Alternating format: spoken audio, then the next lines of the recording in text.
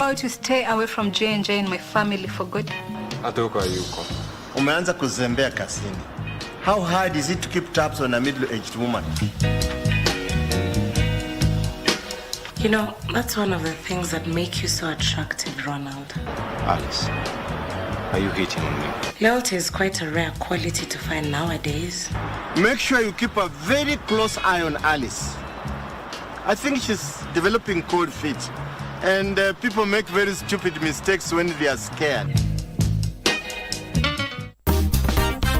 We shall meet women who have made it their life's mission to ensure that no woman out there will face breast cancer alone. I was again declared cancer-free on 3rd of August 2023.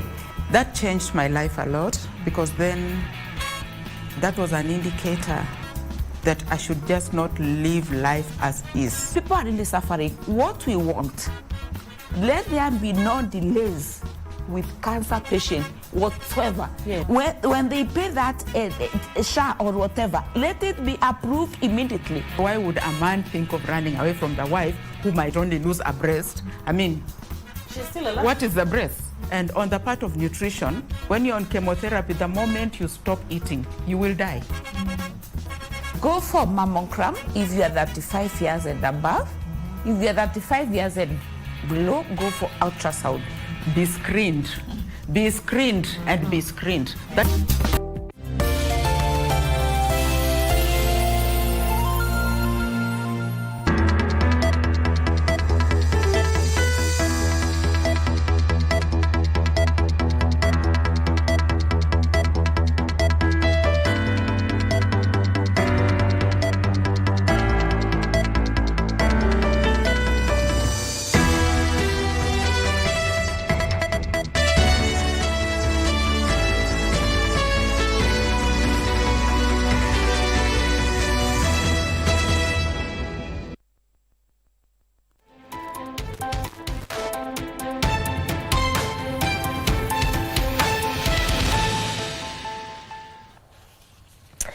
Exactly 2 minutes past the top of the hour. You're right on time for what is making news at this hour from general news as well as sports. This is KBC Lunchtime News.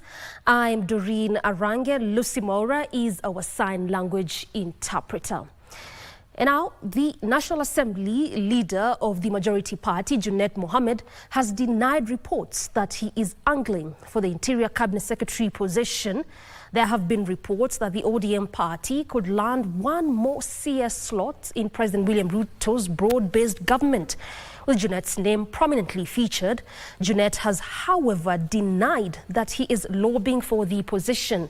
The Suna East MP on his Twitter account said he is neither interested in the CS slot, nor has former Prime Minister Raila Odinga's party submitted his name to President William Ruto for consideration.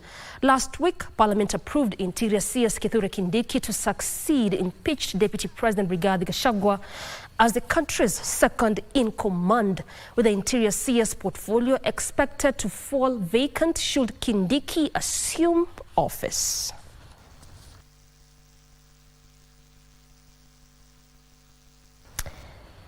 And now the Kenya Association of Manufacturers are raising concerns on the procedure used to award a multi-million tender to Adani Energies through a non-competitive process.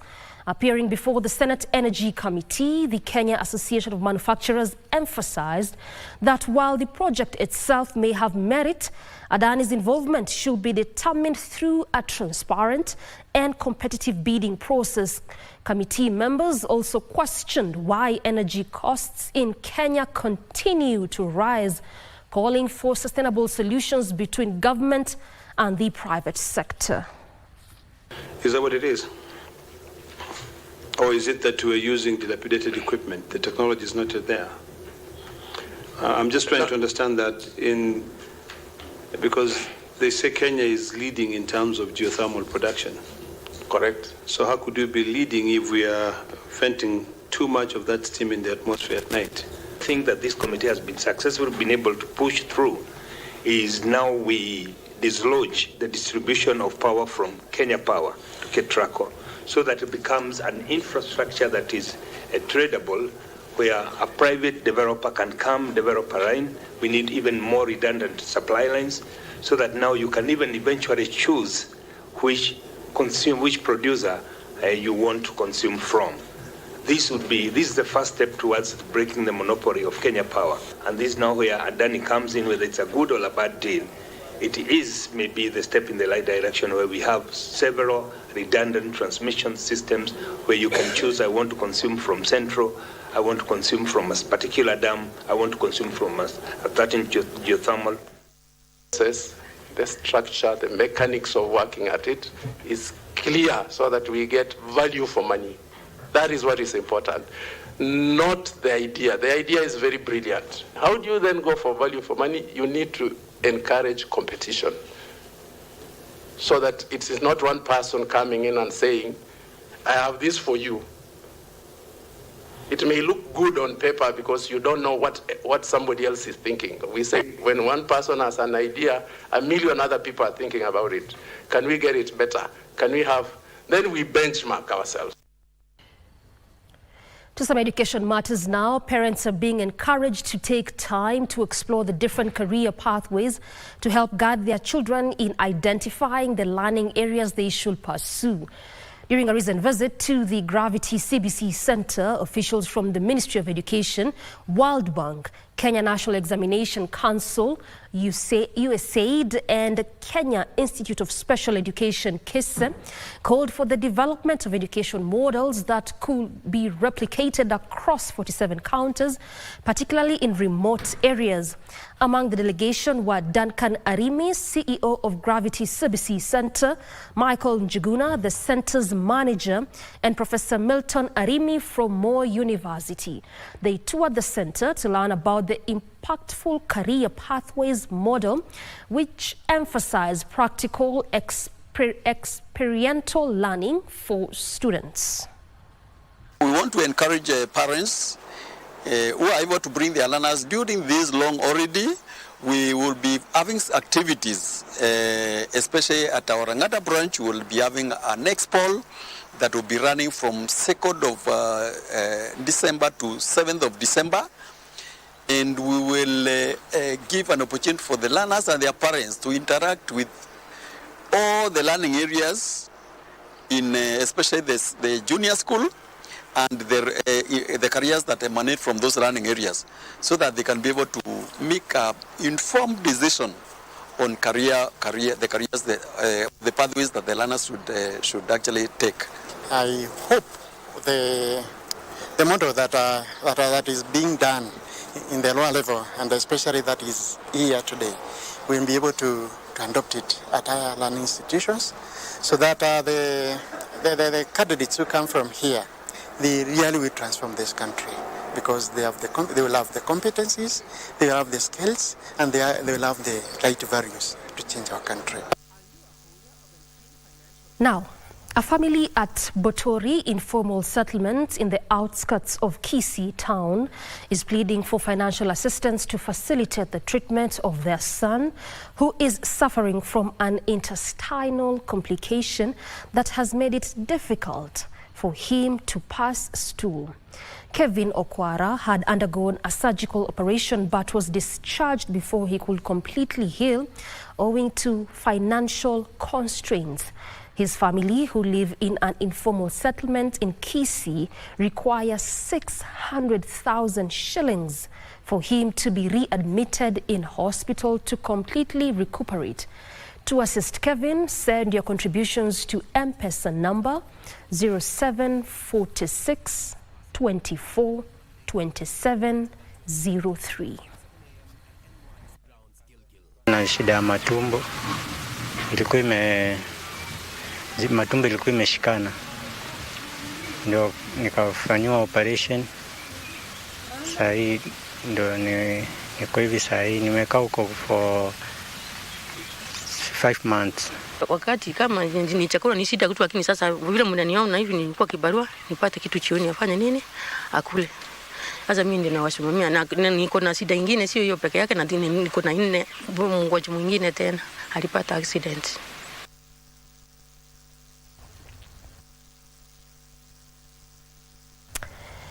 And now, over 20 families from minor informal settlements in Nyahururu sub-county who suffered losses following a fire outbreak that left over 200 people homeless have received donations from the Laikipia County government. The residents received flour, assorted foodstuffs and cash donations. The Chief Officer for Sports, Culture, Youth and Social Services, Kenneth Kibara, said there was a need to investigate the cause of frequent fires in the informal settlement.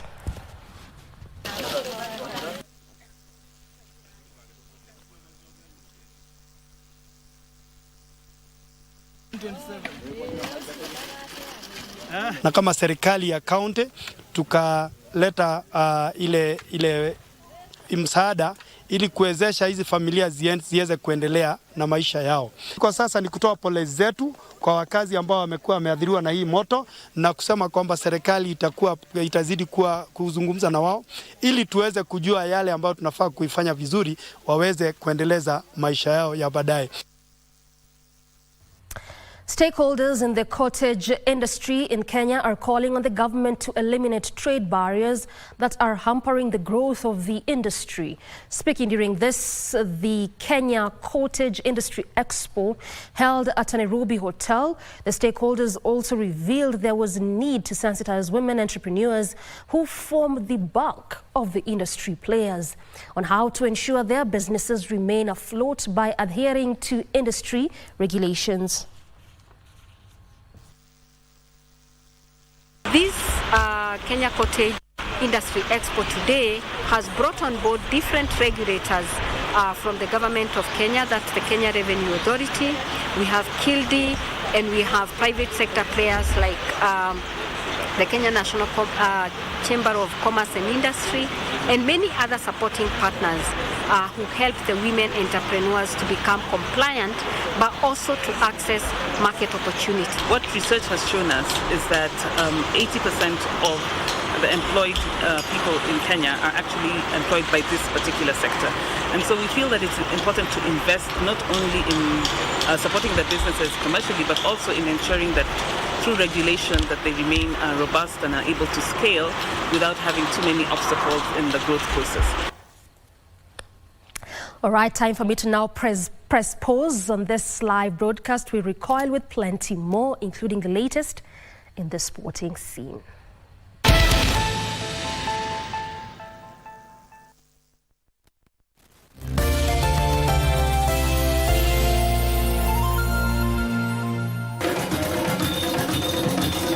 The Institution of Engineers of Kenya, IEK, invites you to the 31st IEK International Convention from 29th October to November 1st, 2024 at the Pride in Paradise Beach Resort, Mombasa. Join over 4,000 delegates under the theme Industrialization for Economic Transformation and Employment Creation to learn, network, and build partnerships to drive Kenya's industrial future.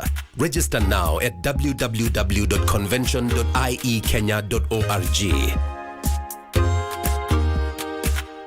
The Institution of Engineers of Kenya, a leading voice in engineering.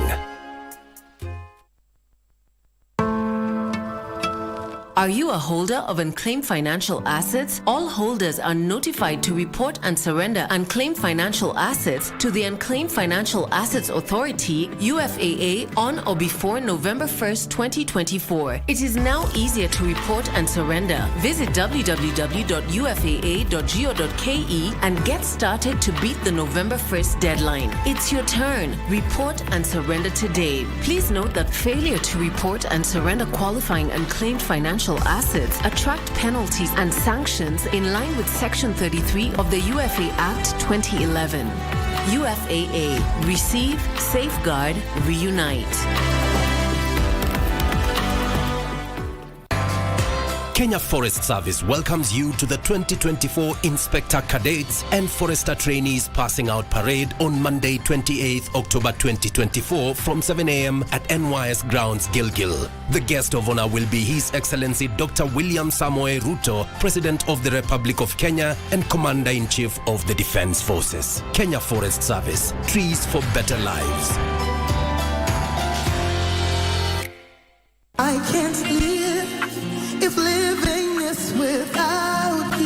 kwenye blanda, undying love. People who were born in the 80s used to listen to their parents, and the people who were born in the 90s also, but the people who were born in 2000 going forward, they don't just listen to their parents, they also speak to their parents. Definitely the scope has changed. Okay. Yeah, we are learning more from our children than just children listening and looking up to us. We are equally looking up to our children. So the parents ought to pay more attention to what the young people say. Yes, and the young people need to also extend grace, because most of these things are new to us. Okay.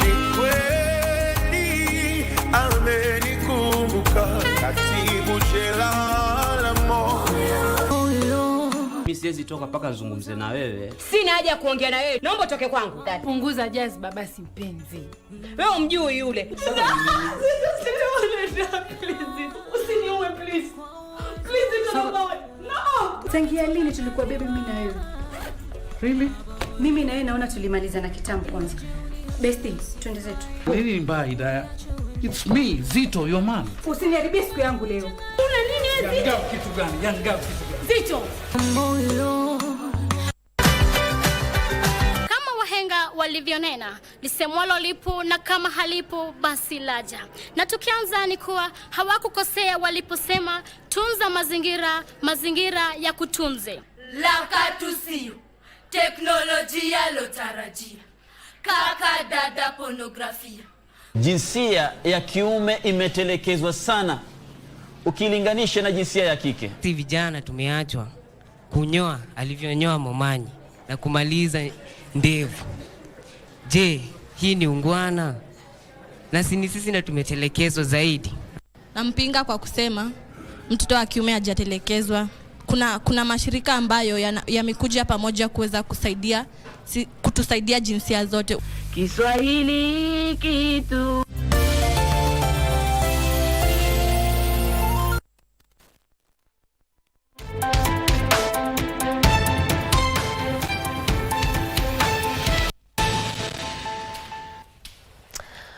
Welcome back. This is Lunchtime News. And now the Principal Secretary for Digital Economy, Engineer John Tanui, has emphasized the critical role of technology-driven initiatives in generating job opportunities. Tanui stressed the importance of integrating Kenya into the global technological landscape to ensure the country remains competitive on the international stage. Speaking in Uasin Gishu County during the launch of Jitume Digital Hubs, the PS said the ministry is collaborating with the private sector to establish 1,450 digital hubs nationwide. Leaders at the event urged the youth to maximize on the skills being offered and align themselves accordingly. And that we have phones that are locally manufactured, unlocking a new opportunity for our country to enter into an electronics industry where we can have now products like phones that can be exported, and it will lead to manufacture of many more other electronics, and it will create possibilities for us to have companies like Samsung, like LG out of our country, which will bring new products. You can no longer define your course just by its discipline, the traditional discipline. If you're taking agriculture today, be sure that you're in the business of agri-tech. If you're taking up health, you're in the business of health tech. I think the main emphasis should be towards creating like digital hubs like what we have, encouraging the young people to collaborate together, to work together as a team, to build tools, to build technology that can be sold out there. And our section of parents have cited lack of adequate information and availability of books for the competency-based curriculum as the biggest challenge in implementation of the new curriculum. This comes as parents in Embu County whose children are in grade 9 say they do not have the list of books they are required to purchase. The parents are calling on the government through the Ministry of Education to ensure there is clear information in a timely manner to avoid last-minute rush that poses a challenge in access, especially for parents in rural areas. CBC is a bit CBC na sumbua wazazi kidogo, wazazi hawaielewi vizuri. Kwa hivyo kama ingekuwa pia vizuri, ministry pia iweze kufanya kama ni mahamasisho ya wazazi ambazo waweze kutueleza sisi kama wazazi ni nini tunafaa, as in which are the areas that we as parents need to understand about this CBC curriculum. Kwa serikali iweze kutushikilia sisi kama wazazi na pia wale ambaye wako na mashule na haswa haya mashule ya private school na hata yale ya public, kwa sababu tukiangalia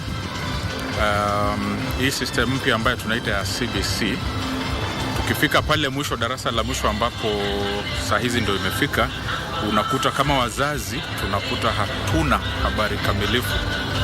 So our prayer would be that the government would be more forthcoming with information so that it's very clear even when we are communicating to the parents as to what they would expect of their children.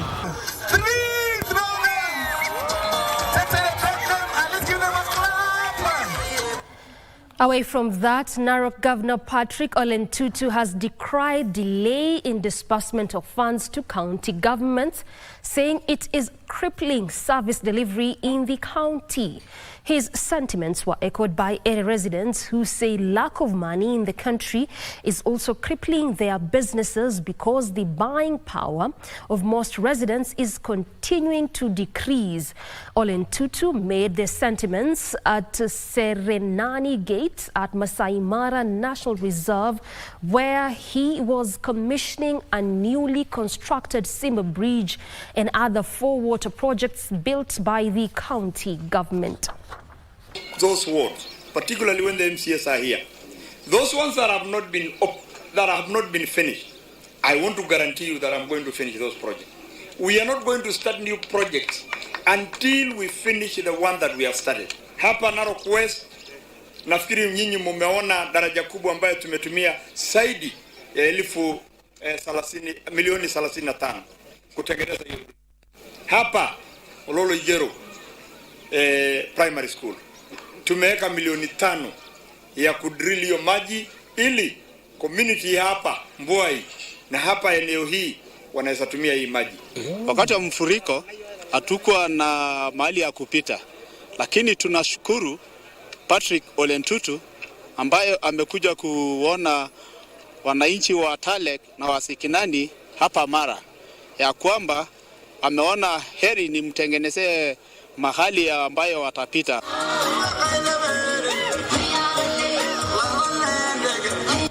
To some politics now, the Kenya Internally Displaced Persons Organization has urged leaders to shun divisive politics and support President William Ruto's government in delivering its promises to the people.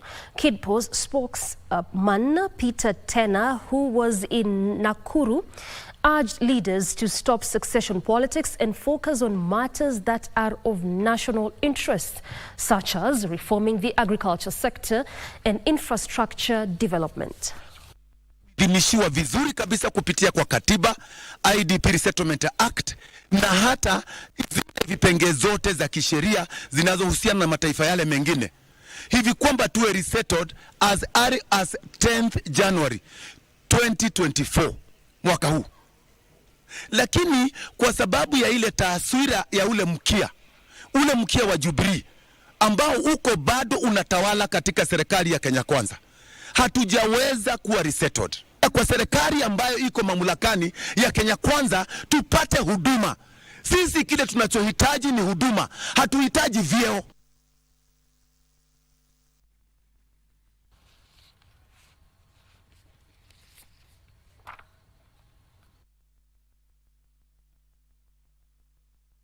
When the national under-17 soccer team, Junior Starlets, arrived home this morning from Dominican Republic after a historic debut at the FIFA Under-17 Women's World Cup.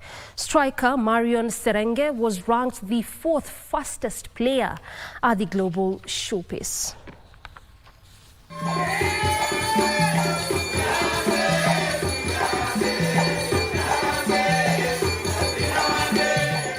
The team, coached by Mildred Cheche, was treated to a hero's welcome at the Jomo Kenyatta International Airport.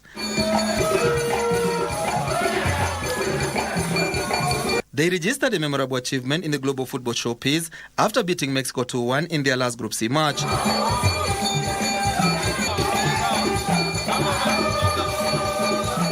But it's the players going the other way who are doing the running in behind, and it's 2-0 to Kenya. Beautifully struck. The 2 goals against Mexico were netted by Valerie Nekesa and Lona Faith. The victory, however, was not enough to propel them to the quarterfinals after losing their 2 opening matches, 2-0 to England and 3-0 to North Korea.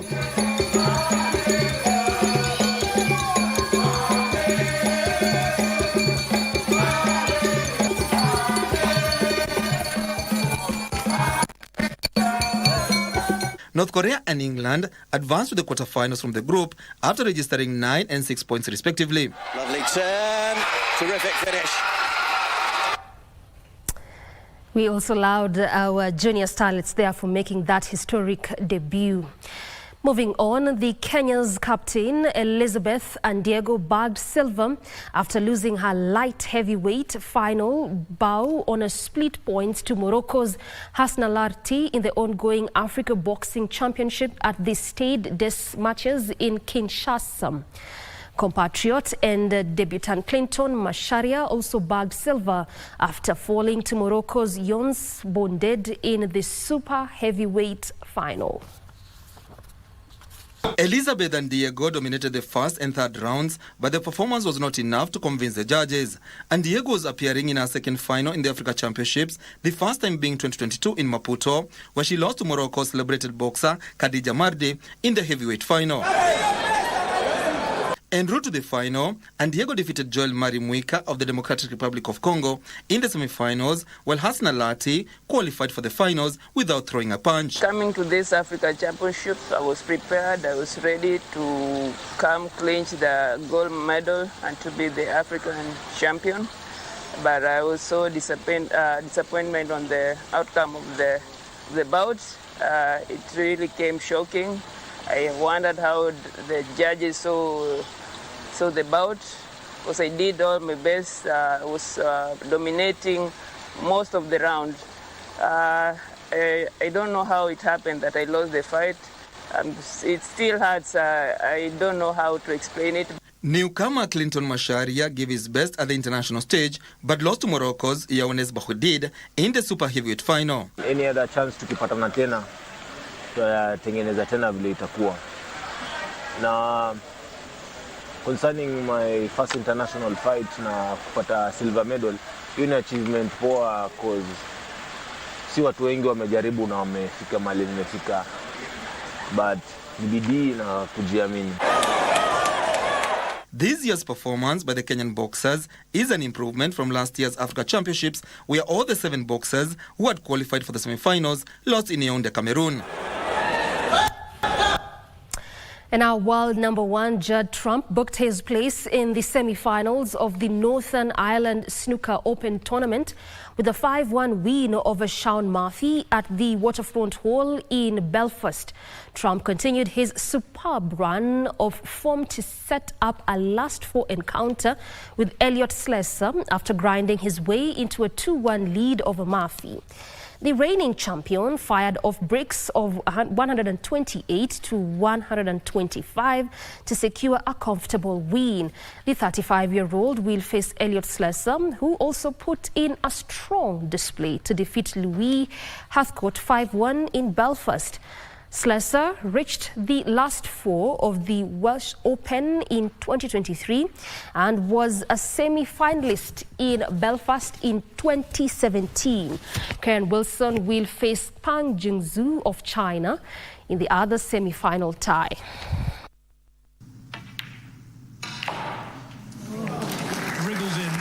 surely Judd Trump is now through. And back-to-back centuries, good safety as well. Another all-round really good performance.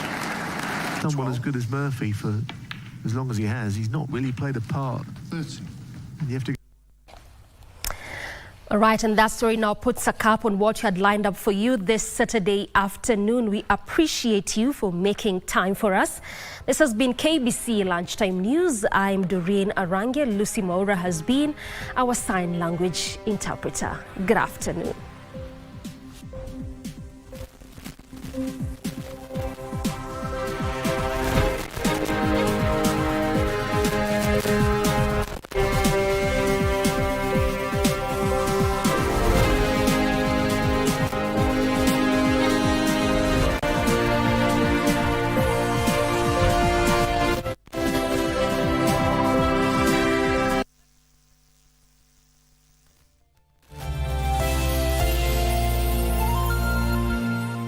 Welcome to the Kenya Deposit Insurance Corporation, or KDIC, a state corporation established under the KDI Act Cap 487C. But who exactly are we? KDIC provides a deposit insurance for customers of member institutions.